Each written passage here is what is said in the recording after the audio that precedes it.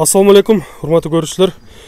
Мисиркеч каналынын катталуучулары 25 май 2022 жыл Жалал Абад областы Сузакыр району Жергетал айылына келдик. Бул жерде Ильяздын тайын көрсөтөбүз.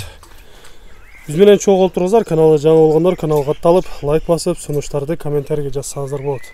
Ассаламу алейкум. Алейкум ассалам. Ильяз, эми бул тайдан айтайлы, бул мурунку чыгарыштарда чыкты эле, Чыгардык эле. Кандай болуп калды ошондо? Бул бирөөлөр 85ке баа кылышкан. Анан бар көрөбүз дешти эле. Башкалар зона кылгандан сатылып кетти деп ошоңоча келбеди алчы. Содан кармап калыптыр да анда. Кайта ошо эмен ичинен кайта бир чыгарып коелу деп чыгардык. Анда дагы маалыматын айтайлы, азыр бул жашы кандай эле? Жашы 1 жашар болуп калды баштачы. 1 жашар болуп калды. Дедим эле. 15 күн өттү.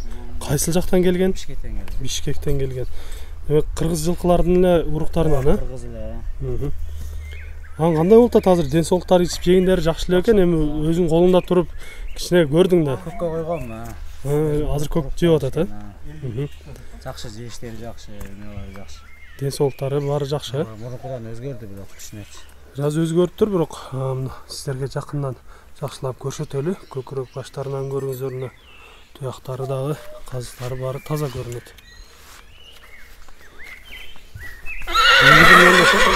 Ыстыгы жакшы экен. Бирек бастырайлычы, баскандарынан көрүп коелучу. Жаныбар жакшы болсо дагы мүчөлөрү жакшы көрүнөт. Эми жакшы атты түшүнгөн, тайды түшүнгөндөр болгон болсо, жакшы ээрчиге алып эмне турган тайлардын бири экен.